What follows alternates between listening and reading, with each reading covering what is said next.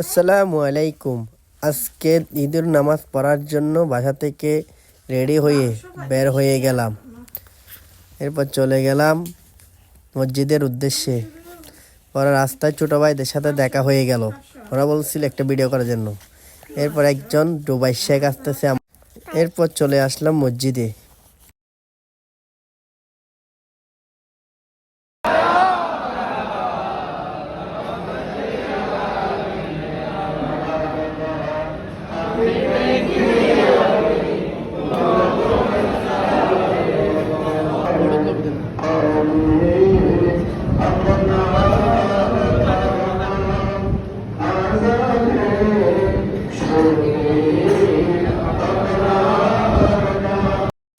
নামাজ শেষ করে মোনাজাতে সবাই হাত তুলে দোয়া করছি, যাতে সবার মনের আশা পূরণ করে। যাদের মা বাবা আত্মীয় স্বজন মারা গেছে সবার যাতে জান্নাত নসিব করে, এই জন্য দোয়া করতে।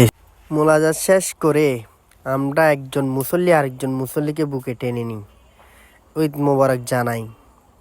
তারপর দুঃখ ঝগড়া ঝাঁটি যা আছে সব কিছু ভুলে গিয়ে আমরা মুসল্লি একজনকে আরেকজন বুকে টেনে নিই, কারণ এই ঈদটাই আমাদেরকে আবার এক করে দেয়।